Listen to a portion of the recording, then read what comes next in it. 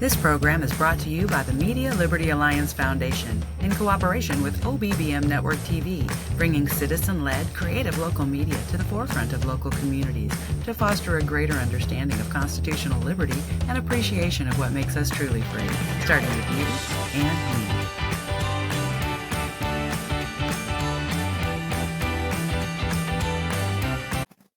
Make sure to like and subscribe to the channel. That way you're updated each time fresh content comes out. And thank you for being part of the Zach Ratliff Show.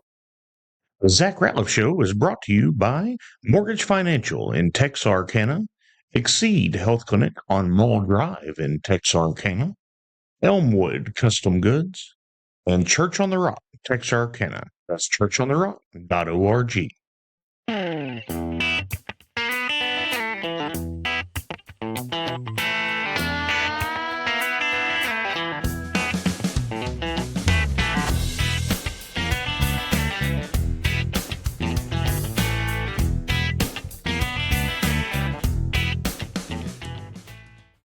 Hello and welcome to the Zach Ratliff Show. I'm Zach. This is my friend George. Hello, George. How you doing, sir? Hey, I'm good, man. Thanks for being here. Well, I'm sorry I'm late, but I am glad to be here on God's day. You know, it is Good Friday, and thank God for a Good Friday. That's correct.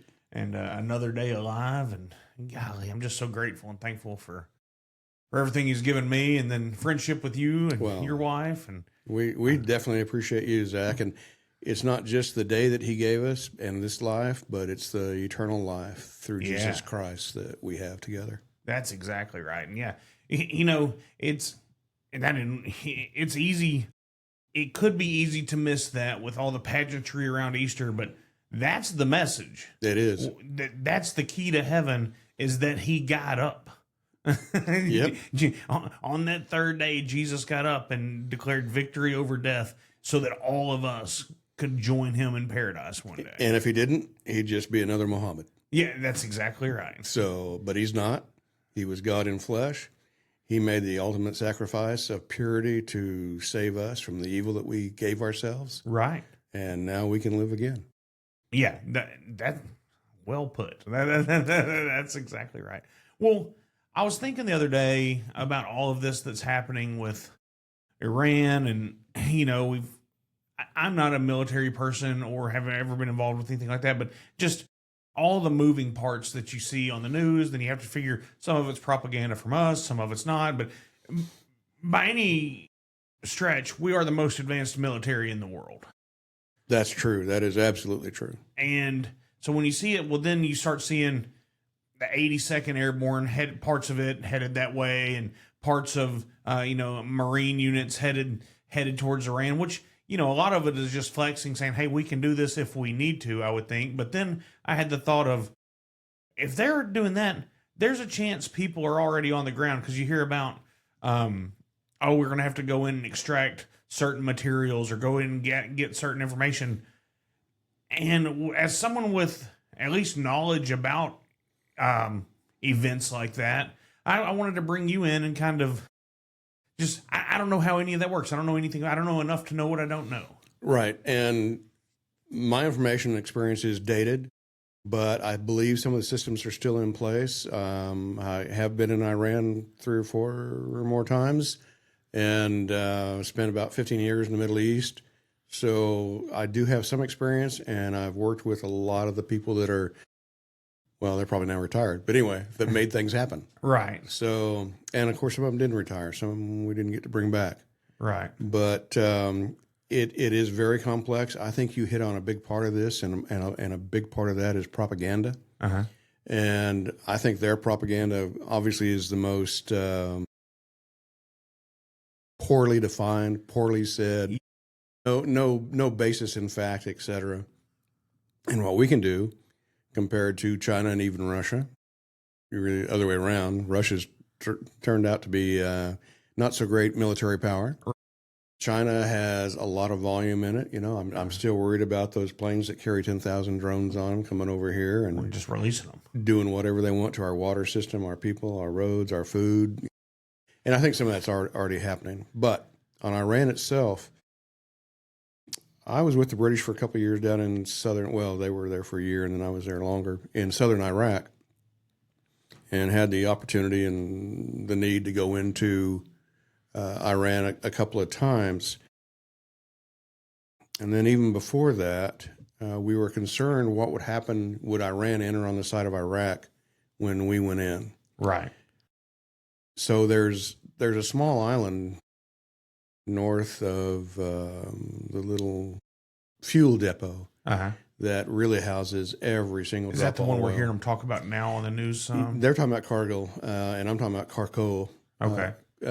And everything in the Middle East has 3 or 4 different names Okay. and about 30 different ways to spell Oh, really? each of those names. Okay. Yeah. The British always take the H out of whatever it is. So Right. so Basra was Basra. For us, it was Basrh. Okay. But anyway, there's little annoying things like that. Right. And of course, not having any maps when you walk into a place is always a great start. So Yeah, that would make it complicated just from the go, wouldn't it? yeah, I remember a rather dynamic entry into a travel office and grabbing tourist maps. Handfuls of tourist maps. Like we need throwing these. those. In fact, it was just a few months ago or so. I think I gave the last ones away. I said, "Man, I want to get rid of all this stuff." So Right. Anyway, I gave those away, and they were still in their little pristine plastic, and all folded up. Right. Anyway, but Kharkov was a SAM site, What's that mean? surface-to-air missile. Okay. And it was a traditional Russian SAM site. I mean, Right. it was laid out in a circle and had maintenance and extra rockets, et cetera, ready to feed into the circle, et cetera. Right. I don't know if it still is or not. I don't think anything's happened to it since, back in those days. Right. I don't know if that's been taken out or not, but you'd want to do that before you did anything on Cargill at all, because obviously Right. a SAM, which is like a SAM 9, which is kind of like a telephone pole going through your helicopter, is not a good thing. Yeah, not ideal for sure. Yeah, it makes for a very bad day. So anyway, I was there and kind of scoped things out. Been on the mainland of Iran, mainly on the western part. Iran is very mountainous. Oh, really? Very mountainous. Because the image you have in your head is just flat desert, but I mean, I don't think any of it's just because even that rolls, right? Yeah, and there's not much true desert like what we had in western Iraq, et cetera. Okay. So not much anyway, but it's still dry. Okay. But the hills they make kind of a general L shape around the country. Okay. And that's one of the reasons why Iran is a very difficult country to invade or to occupy. Well, is that why when we hear about these tunnel systems and what they have, they can put them in the side of these hills or mountains, and it's Absolutely. it's not unheard of to do. They have a multitude, an almost infinite area where they can do this. And some of these are limestone. I think some of them are basalt, et cetera, to where it's fairly easy to do this. I don't remember much igneous rock there, but I'm not a geologist. Right. So anyway, I've had rocks thrown at me, and that was always bad. Whole different tale. Isn't it? Yeah, really. I'm not really looking at, is that igneous? Or Yeah, that's right. Yeah. Anyway, yeah, and so they can build those tunnels just about wherever. They've had a lot of years to do so. Right. Even previous to the takeover by the Khomeinis and these fanatics that don't know anything about life. They only know death. So even before then, there were tunnels and manufacturing sites ready to go down there. It looks like they're still running a lot of Chinese stuff. Okay. Not a good move usually, because the Chinese, like the North Koreans, will build stuff out of sheer willpower without the proper testing, without a real need, et cetera. So maybe it works, maybe it doesn't. Yeah, and who cares? It's your life, not ours. Oh, okay. So I can sell you B grade stuff, and you're going to come complain about it after you're incinerated? Probably not. Yeah, right. So I hadn't even thought about that. Yeah. Aspect of it. Yeah, I mean they're trying to sell. They're generating funds. They're not as rich and all powerful as people think. They're on the edge socially, economically, just like a lot of countries. With China going through their real estate collapse that they're going through in the last few years, and then now this could cause them to go through a oil collapse, or at least an oil shortage. I can't believe that there would not be an oil shortage in China due to Venezuela, Iran, et cetera, because they're a consumer. They're not much of a producer. Yeah, where we, as America, or the United States of America, we are a producer and an exporter, which really bothers me on the oil prices, because we could just keep it. We could just Yeah. We could just Why consume play, our own. why play the world market when we can just say, here, this is ours. This is what it cost me to produce. If you want to pay this, that's fine. Right. But we don't have to be $100 a barrel when it cost us $70 to produce. Right. I mean, as an example. Yeah, exactly. Right. No, that's exactly right. So the Chinese component into this is a big deal. And it looks like, in my mind, you have the Russian component, which they seem to be bogged down in Ukraine still, but you know, I read a claim. I don't know if it's true. When it came to Venezuela, that some Russian equipment was there and some Chinese equipment was there. So I would guess some Russian equipment's in Iran. Oh yes, very much so. And in fact, some of the material that I was able to gather in Iran was actually Russian language. So Oh, really? Yeah. At one time, I spoke a little, 4 words of Russian. So yeah, it's like, hey, this is Russian spec. Why don't we grab this? Okay. So that, and in Venezuela, you have to know too that worldwide terrorism has training camps, indoctrination sites, schools, as they would call them, everywhere in the world. And Venezuela was one of those. Oh, really? Yep. So they were training them. They were training terrorists there. It may still be. I mean, we hadn't taken over. But... Yeah. And that was one of the things that I had to rub elbows with guys like Petraeus and stuff in Iraq. And I always told them, I said, no, an army of occupation is an army of targets. Right. That's not the way to be. Right. Yeah, that makes sense. Anyway, and then I made a mistake one time and called him Betraeus because that was kind of his nickname. The veins pop out on his neck. Probably didn't work out well, huh? Oh boy, there was lots of shouting, and George wasn't welcome in the palace. Anyway, no, that just anecdotes. So part of our concern there was how much of this was going to spread, and I think one of the most telling things that even while Iran was supposed to be a nation of peace, et cetera, and while they're fomenting all this terrorism. When I was training generals in Baghdad, there were some of those generals that were really good guys. Very small percentage, but there were some that were very good. And one of them was an Air Force general, and he was a good leader, et cetera. He was against Iran, and he died shortly thereafter. They will take you out. They will blow up your car. They will do whatever. They'll make it look like a bandit raid or whatever. If you're in Iraq and you don't support Iran, you're gone. You're dead. Really? Absolutely. So that's what happened to him. That's what happened to others. And that led me to take a license plate I'd gotten from Tehran I put that onto one of our M1 Abrams that we were giving the Iraqis. I said, why wait? Yeah. Gonna happen anyway. If you guys keep letting this go on, Iran will control Iraq. And to some degree, they do currently and did then. And we'll see what's going to happen now. Right. Well, and like I said, I don't know enough to know what I don't know on all this stuff, but I can be honest about that.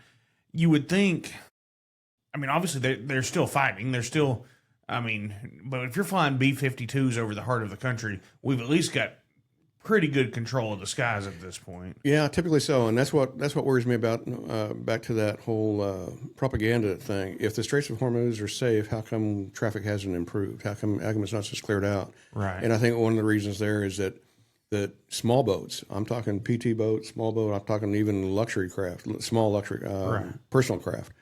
Those things can launch 4 or 5 drones pretty well and at least cause some havoc. Sink a tanker? Maybe not.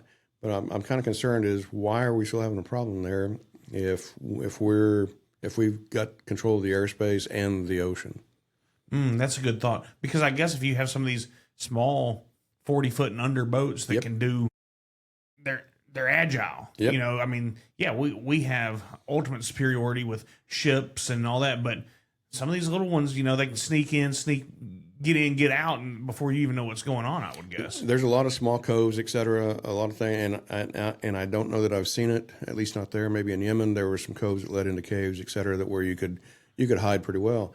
But our surface radar, I'm not talking about just AWACS, I'm talking about even on our vessels, our surface radar is so good that if there's any of that stuff floating around, we're going to see it. We've got to know it. Okay. It's just the drones themselves, and that's what my fear have been. As being a fat old man, one of my concerns is here in the future, right? We're going to have an airship, a blimp, or a cargo plane fly over, Weather And, balloon. Yeah, weather balloon. That's a good one. I like that. Yeah. I like that. I wonder what's Chinese for weather balloon. Anyway, death. That's what it is. Right. And they're going to spill out thousands. I don't mean hundreds. I mean thousands of drones. Right. So that technology is there. Now, when we were fighting in Iraq, et cetera, and we did things, we were getting some pretty good intelligence on Iran. Mm-hmm. And some of their training was that they'd have their pilots out on the runway wearing cardboard wings. Yeah, I'm telling you, these guys are freaking amazing technology. Yeah. Amazing. I mean, how would you have anything pick up cardboard wings? Actually, these guys were training to be pilots and drones, and they were acting like airplanes on their runway. It was the most ludicrous thing you've ever seen. That's crazy. But we watched that and we laughed. Gosh, we laughed. Yeah, I would guess you did. But anyway, yeah, some of this stuff is really backwards. Some of it there's not a reason to. Like I say, they're forced to do it because some guy had an idea, and like playing the game telephone. Yep. By the time it gets to the 13th person, it's not anything what he said at all. Right. So a lot of that happens. Some of that still happens in our military. So I pray for Hegseth's clarity of mind and purpose. He's making some big moves, especially yesterday. Yeah, Randy George. Oh well. Yeah. That's the best I can say. Right. Oh well. Yeah. We'll see what comes of all that for sure. You bet. Iran still has a heck of a ground capability. When I was there before Iraq, the Iraq-Iran war, all 18 versions of it or whatever it was, up in the north, they would stand across the river from each other or across a large space from each other and shout at each other and all that kind of stuff. I mean, literally stand up and do this. And then they'd start shooting at each other. I mean, we're talking a mile away, and they're shooting AKs at each other, Right. you know, and all this going on. And they thought that was valiant war. And I'm like, what did you accomplish? Yeah, nothing. Nothing. And you got to remember, generals on both sides of the fence there. Right. They're making money on the ammunition that was spent. They're making more money on the fuel. Right. I mean, personal money. This stuff is coming into their the pockets. Iranian general. Iranian and Iraqi both. Okay. I've had an Iranian general tell me, it cost him $18,000 US to get his second star. I had an Iraqi general, more than one, several, tell me, oh yeah, this star cost me $30,000, but that's okay. I used fuel funds to pay that, and then Wow. Yes, and that happened while the U.S. was there and supposedly mentoring these people, et cetera. Right. When you mentor bad people, all you get is worse people. That makes sense to me. Now they're skilled. Yeah, still bad. Just now they know what you know. Exactly right. So, and I've only seen a little bit of it from what I've seen, but I've been I've been called a loose cannon. I've been called all kinds of things. But I didn't join the Army, though, because my parents were married. Right. So I didn't do that. No. No. All those guys were, all the warriors, and I say all this not having worn a U.S. uniform. So I have a great respect for the boots on the ground, great respect for the effort and the commitment Right. that our military has made. When the politicians get involved, That's the problem. that's a problem. That was the problem with Vietnam. Oh, that was Vietnam's entire problem. Yeah. And we were doing some of the Chinese thing. Right. Oh, here, let's try some unproven stuff. See what happens. Yeah. We paid billions of dollars for it. Well, back then, hundreds of millions of dollars for it. So let's see if it works. Right. Well, when it comes to Iran, and we're talking about just sending in specialized teams, and I don't know, I don't understand all the tiers of different special forces and stuff. I don't understand. I know there are different tiers and levels, but special forces to me, just because I don't know enough to know what I don't know. When you're thinking about with this mountainous region, sending guys in to retrieve some of this stuff, that seems like an operation that, of course, obviously our special forces trained for this. Yep. And probably, if they're going to do it, they've probably been running through it since whenever we started bombing over there or before. Well, and a lot of the skills are taken over from the Iraq and the Afghanistan part too. Okay. A lot of it would apply more to Iraq because the terrain's similar, languages are not similar, but still there was a lot of Farsi spoken. Okay. In especially in eastern Iraq, et cetera. But these guys have a tough time of it because they are in small groups. But I'll tell you one thing: if there's not probably I'd say 300 to 500 CIA or DIA people on the ground before we made our move, I'd be shocked. Well, that was kind of what I was going to try to get to is I figure we've already got some people there. We do, but those people, you got to remember, are limited in the scope of what they can do and in the volume of what they can do. Right. Because of their place. I mean, one of the best spies, if you want to say that I ever met, was a middle-aged housewife that was completely unassuming, and if she needed to, you'd be bleeding out in about 30 seconds. Right. So, yeah. But that way she could do what she needed to do, fit in with what she needed to fit in with, and provide the information. Yep. Yep. And in her neighborhood in Iran, she was Nana to, all the little kids and everything. I mean, it was amazing. So yeah, those people exist. I have no skills, so I'm not one of those. Yeah, all right. So, but everything, food, water, transportation, etc. You have to bring it all in, right? Well, or acquire it somehow. You have to acquire it typically. Sometimes, especially from the north, from the Kurds, that border was rather fluid, or at least had quite a few holes in it. So a lot of things were coming in. People were buying personal vehicles and that kind of stuff and bringing them in. But the quality of weaponry, if you're depending on, that stuff to help you, right. An AK is going to be probably your only bet. Maybe there's a Barak, which was an Israeli handgun, seemed to be quite prolific over there at one time, and plus all the other ones and the Russian styles as well. But long range stuff, a lot of those guys are pretty well addicted to their 50 cals, right? A few 338 Lapua Magnums out there, and there's I don't think there's any 405 Shytacs out there, but that's also nice. But all that stuff's going to have to come, and that means you're carrying ammo too, right? And enough ammo to go in and get in wherever you want, and then get back. Yep. And I'll tell you, and I think that type, those guys bringing in everything that they need, et cetera, that type is probably less than 5 or 10% of what's going on over there. Right. Our guys are indigenous. They're wearing their dish dash. They're carrying their AKs. They're, just fitting in. That's it. And that's what's going to be supported. Logistically, you can't drop those guys in there and then expect to, one, see them again very soon if they've got a long-term job, or three, they're not going to be on the radio the whole time either, because there are, even if your radio is encrypted, at least they can see a signal. So they might not be able to know what you're saying, but they can at least see that it's. Yeah, and they can triangulate pretty quick. That's what I was about to ask. Can they triangulate that to where you are? Very much so. And they almost had kind of they did and still do at one time, had kind of a space program. Oh, and a lot of that was designed for advanced rocketry technology, et cetera. Okay. Chinese very heavily involved in that. Right. So they do have some capability. I just can't help but think that by now, a month into this thing, that we haven't crushed all the hard stuff. But it's like any kind of a task. Whether you're mowing the yard, whether you're taking over a country, whatever, 80% Pareto rule, 80% can happen right off the bat, fairly easy to do. We're set to do that. That last 20%, it takes time, and then even worse, that last 5%.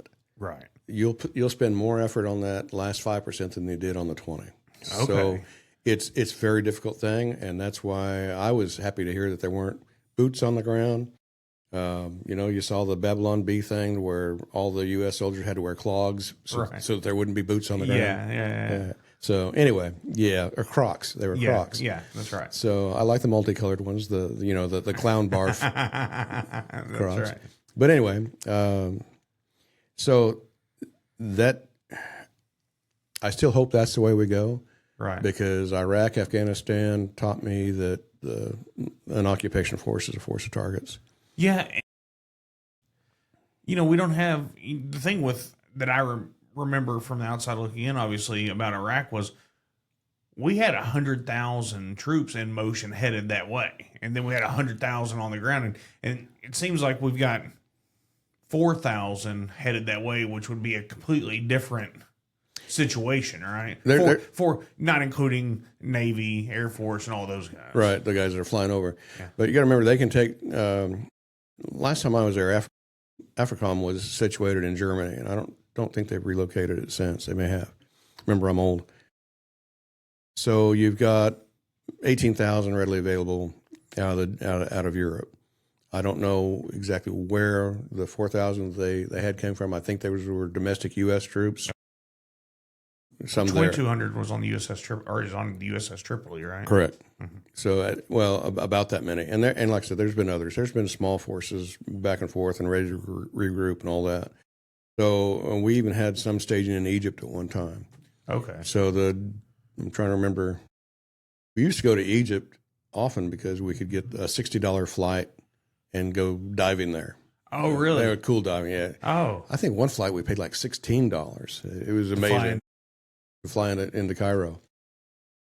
But Cairo to Tehran, I'm reaching back here. Yeah, I remember. It was an easy way to remember it. From flight miles from Tehran to Cairo was 1,234 miles.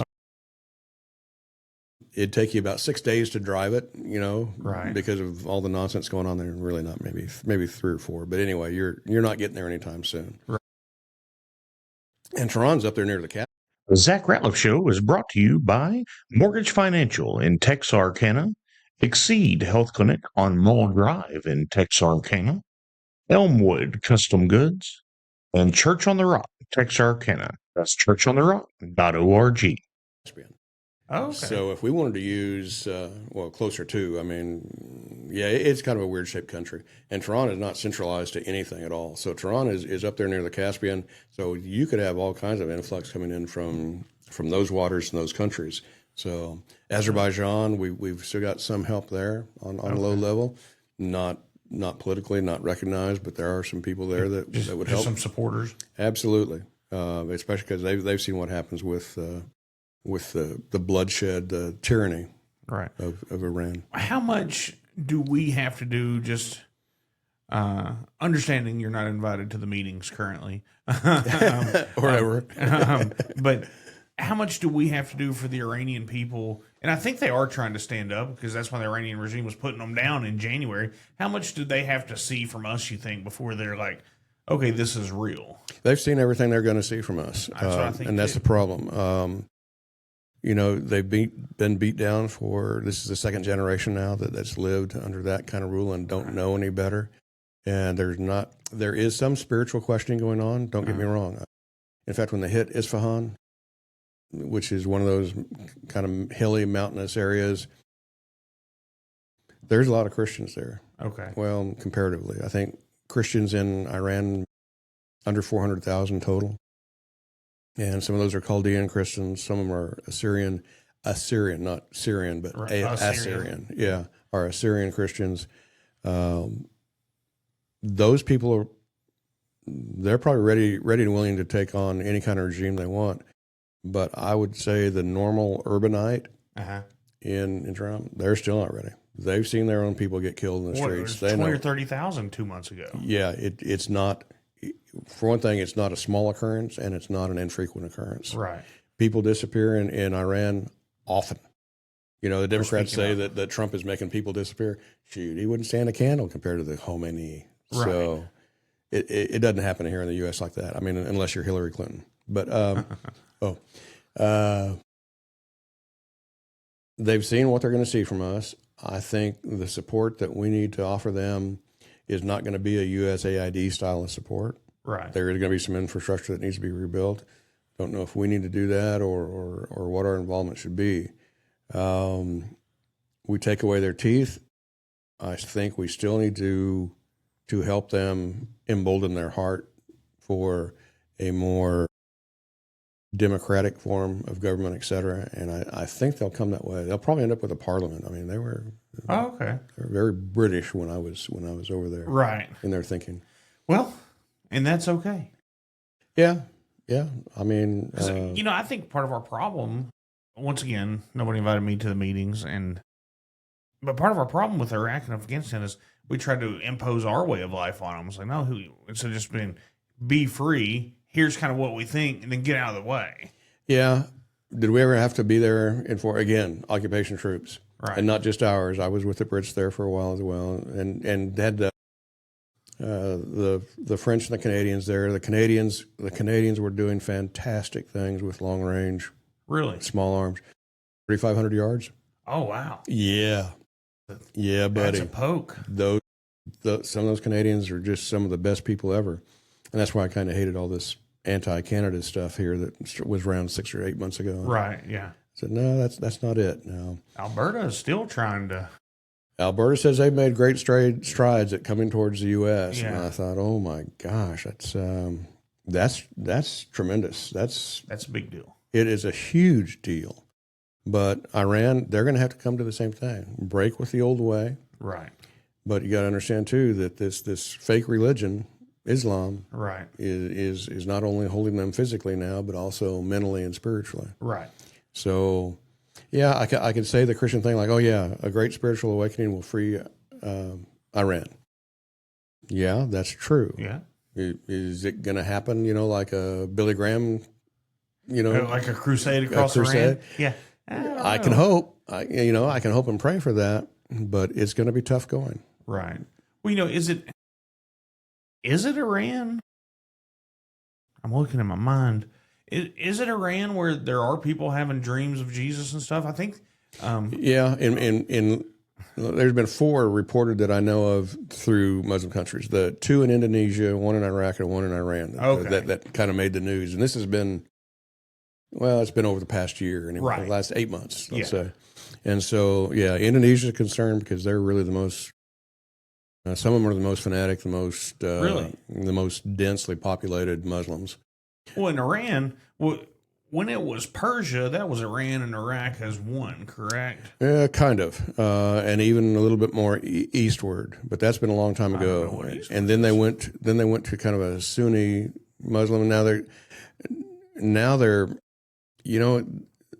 it seems to me, again, unknowing, that their, quote, religion, which I hate to even call it that, even in jest, is so individually dictated that it has lost a lot of any spiritual meaning it may have had.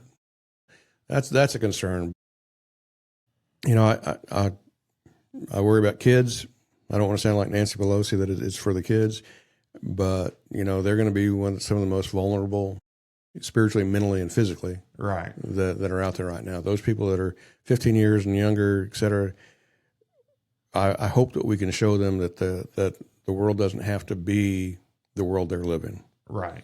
I also wish that the U.S. would show them by example that this is a world that can be victorious religiously, can be victoriously spiritually, can be victorious economically. Right. I've got, like I said, from the outside looking in, it does seem like anything that the current administration is doing,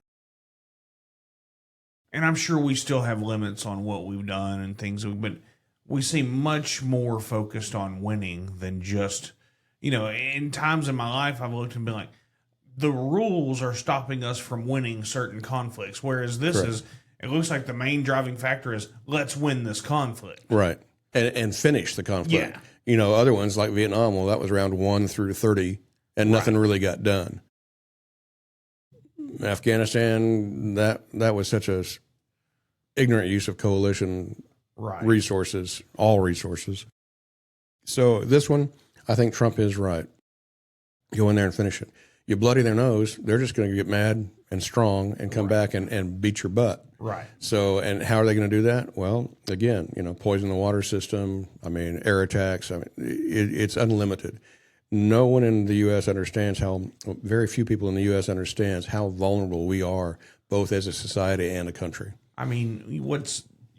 Just to go into some of that, our area here, and most areas, what do we have in the grocery stores? 3 days worth of food if nothing comes in? Maybe? On some select things, only 1 or 2 days, right. Like water and bread, et cetera. Yeah. 1 or 2 days. So what are you going to do then? Right. And everybody's like, oh, that's an extreme view. Is it? No, it's not not. for the rest of the world. We saw that during COVID too. Yeah, that's exactly right. And that wasn't even a complete shutdown. That was well, I guess it could all be considered man-made, but that was a self-imposed shutdown. Yes, it was, because we were stupid enough to listen to some little gray-haired man that wanted to be God. Yeah, right. So, but if, if our power's cut and our water's cut, you're in trouble right off the jump. Correct. And even if you've got a generator, and, I love those natural gas whole house generators and all that kind of stuff. I'll tell you what, somebody hits that line or somebody turns the valve, which is much easier. Right. Then you don't have natural gas. So now what are you going to do? Right. So now who's in the Stone Ages? Yeah, it's us real fast. And I keep worrying about the integrated attack, like what we mentioned, water and food supply. Okay. And then why don't you throw in a North Korean EMP? All right. I mean, that's because for those, correct me where I'm wrong on this. My understanding of an EMP is basically a nuclear blast in the atmosphere that takes out everything under it. And there are some non-nuclear EMPs too. Okay. And there are some that could be wired into like your streetlights, et cetera, whatever's in the grid, et cetera, and basically just overloads the grid to where no kind of switch, and sometimes even the conductors themselves don't work anymore. They've blown apart. Well, to that example, look at what happened to Spain. What was it, a year ago? Mm-hmm. And from what I read, they were in the quest to go all green. There was no rhythm from generators and machines and coal plants and nuclear plants. So without the rhythm, it was just such a steady stream that it in layman's terms, flipped a breaker and then or tripped an emergency system of some sort, and then they couldn't get power back for like, what, a week? It was at least a week. In some places, it was nearly 2 weeks. 10 days and 2 weeks. Right. And you got to remember, too, a lot of their transportation is electric. A lot of those trains, including freights on the smaller gauges, et cetera, those are electric. So what happens now? Oh, I can't get my medicine. I can't get, and that's one of the reasons why some certain person I know that abuses me regularly to say, hey, you make sure you've got at least 2 weeks because they're going to be hard to get. Oh, you get all your meds. I bet she does. And she's not wrong, Yeah. Of course, no wife is ever wrong. But anyway. Well, so when she came on here, for those wondering what we're talking about, and had an emergency preparedness show that we did. So if somebody wants to go look at those kits, go back and look at that show. Yep, you bet. That's good information, and all of it's stuff that you can build on. And right now is a good time. Just like stockpiling ammo. You get a box or two a month. Pretty soon it adds up, and then you don't have to worry about pricing and availability, et cetera. I was thinking about that this morning when I got out of the shower. I don't know why. I was just thinking about ammo and just how much is around, and it's just something you should have readily available. Absolutely. If you've got toothpaste, you ought to have 1,000 rounds of 22 sitting there. So, 1,000 rounds of 22 is only 3 boxes. That's not much. Yeah, right. I mean, or you buy it in a bucket, So. Right. But But there is a serious, one of the reasons I bring that up, there is a serious thing too. 5.56, 50 cal ammo, even though it went up tremendously during COVID and then it kind of went down and there's kind of really just a glut of ammo. Right. With this stuff going on now, we're out again. So yeah, those guys that kept their reloaders in good shape and all that kind of, glory to them. I'm glad they're thinking along that line. Right. But 5.56, 50 cal, 9mm even to some extent. When we were in Iraq, when I was in Iraq, that first or second time, we couldn't get 50 cal, and we were buying it from the Koreans. Oh, really? We were buying PMC 50 cal. Now, PMC's in their military stuff, good stuff. Right. No problem with it. But the U.S., the United States of America, Uncle Sam, buying, feed for John Browning's Ma Deuce. Right. What a cultural shock that is. I talked to a guy. I used to run a 50 cal when it was in a. He said, man, there's nothing more freeing than sawing an engine block in half with a 50 cal. I said, I wouldn't know, but it sounds awesome. So. Well, it is. And the rounds that are available for the 50, that's actually the smallest round that can do amazing stuff with all the different, the Ralphus round. Gosh, I've seen those things go through concrete walls and then pepper through 3 or 4 plywood walls after that. Just keeps going. I mean, it's amazing stuff. And that's now the Ralphus came from, I think, Northern Europe. But anyway, that 50 cal is an amazing, amazing machine. Right. Well, all in this, and thanks for coming in. All of this, I just wanted to see, we have the technology to go in and get this stuff. We do. But it's going to put it's not a lot of boots, but it's going to put boots on the ground, and it's not just something easy to do. It's not. And I'll be honest with you. Instead of boots on the ground, I think if there are people nominated that want to go back in, people that are in the country that say, hey, I'm ready for this, that's where our real expertise is going to lie, is getting those people motivated, encouraged, communicated with, and then supplied. And supplied is really only the smallest part of that. Right. Getting those people to join together to do something is the greatest part.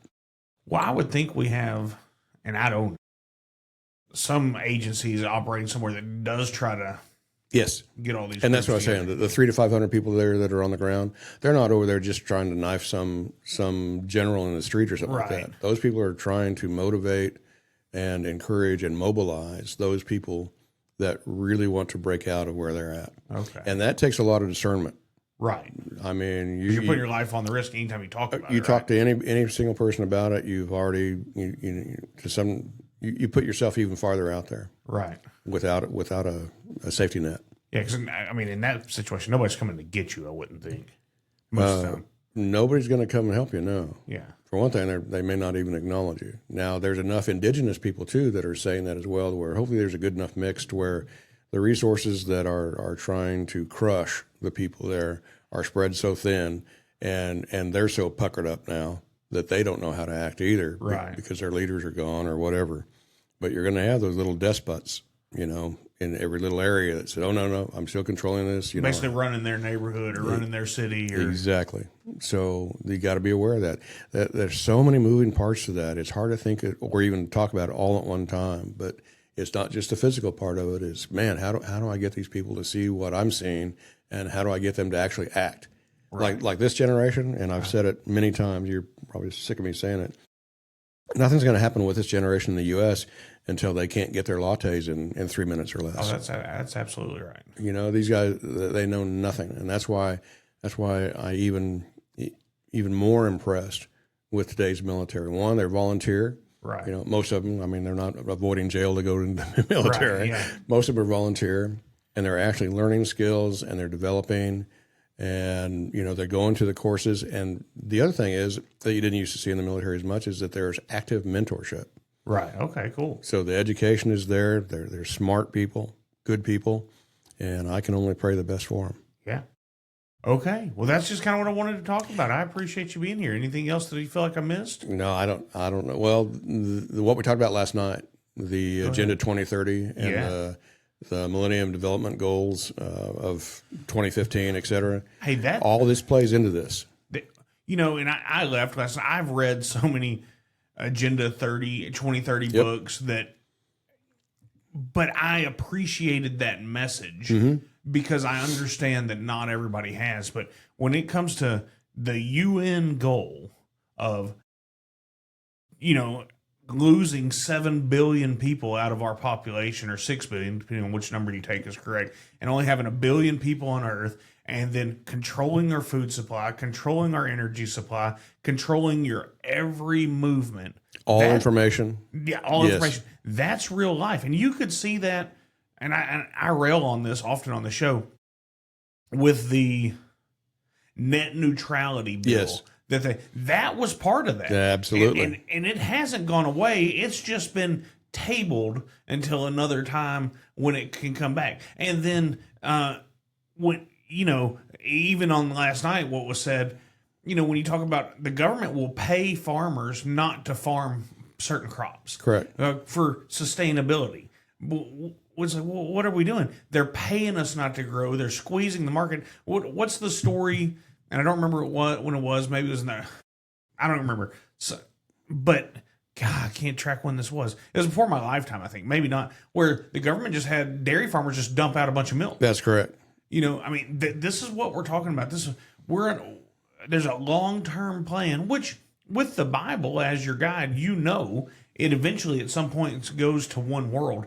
But people look at us like we're crazy when we say that, except for read the Agenda 2030. Yep. Read Agenda 21. Read these things. Glenn Beck's written a couple books on them, I think, and go know that this is what's happening. Yes. The 15-minute city. That's correct. I mean, that's exactly, and it is coming. You have to have spiritual discernment to read Revelation, and it's beyond me in many areas, in most areas. But you know what? I've read that book several times now, and I know how it's going to end. yes, And the end is glory for us that are saved by Jesus Christ. that's exactly right. But the people that are still here, and whether you're pre-trib or post-trib or wherever you are in this thing, wherever you're in there, things are going to get rough for people. I have a Bible. One of my Bibles is the Spirit-Filled Life Bible, and it gives 8 different paths to around the rapture: pre-trib, mid-trib, post-trib, which are their common ones. But then there's 5 other ones that you're like, early morning trib, there's late afternoon trib. yeah, that's right. Midweek trib, but it's all laid out scripturally based. And so what I tell people on that part of it is, I don't know. Jesus is very clear that no one else does either. It doesn't affect my faith principle at all that Jesus is coming back, that he is Lord, that he is the way to heaven. Yes. So I'm not going to argue with you about it.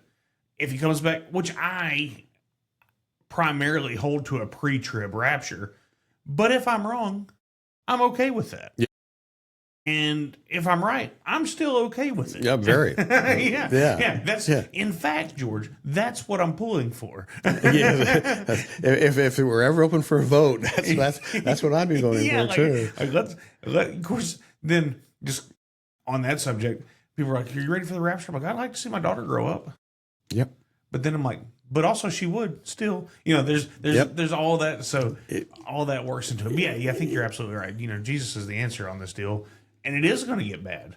It is. And I don't know when all this happens. Like I said, no one else does.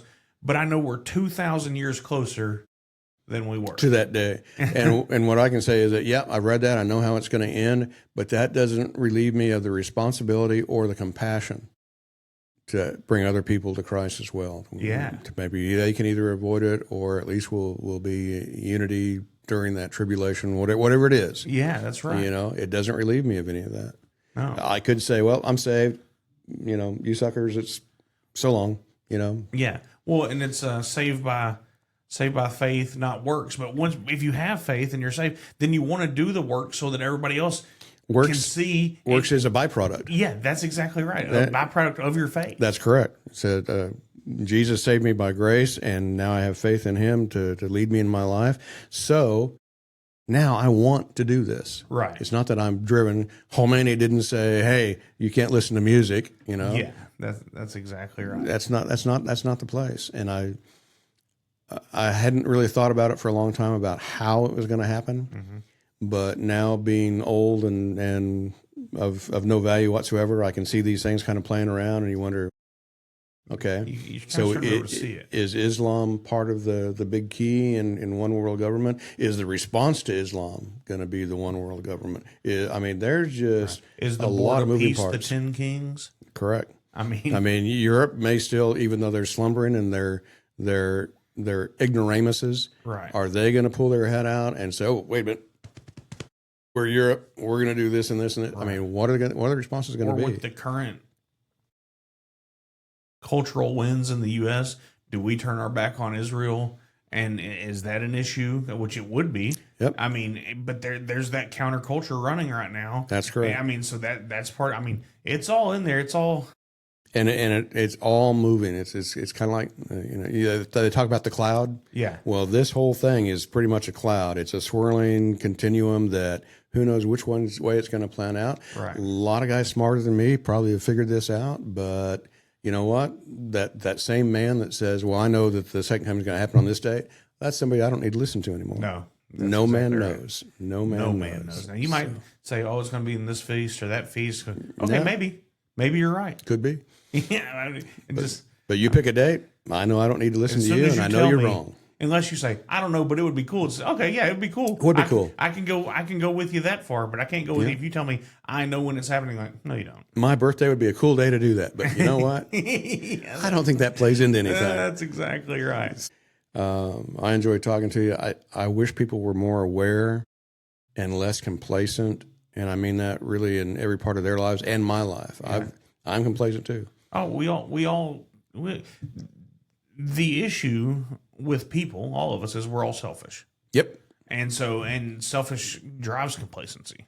it does. Because you're just focused on what you want to focus on. Yep, and if you're satisfied for just a little bit in that, not content. If you're satisfied for just a little bit, well, then you're even more complacent. That's exactly right. So I'm here in my Rhodesian. Yeah. And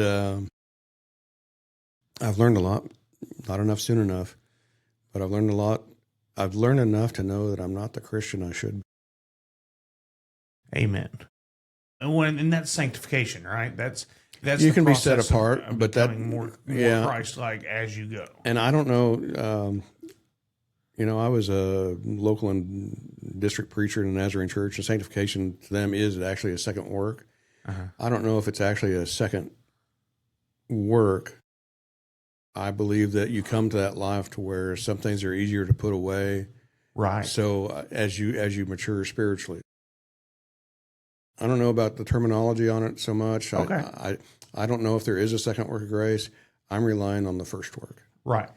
And that's all the Bible demands that we rely on. And I think that's what's clear. And I think if we focus on that, we focus on unity of brothers and not the petty junior high stuff that goes on sometimes at either political or religious conventions, that we're going to make it, but we're going to make it because of God, not because of us. Amen. Let's end with that. Aye, sir. All right, everybody. Have a good day. Thanks for being with us. George, thank you for being with us. I hope God blesses each and every one of you today.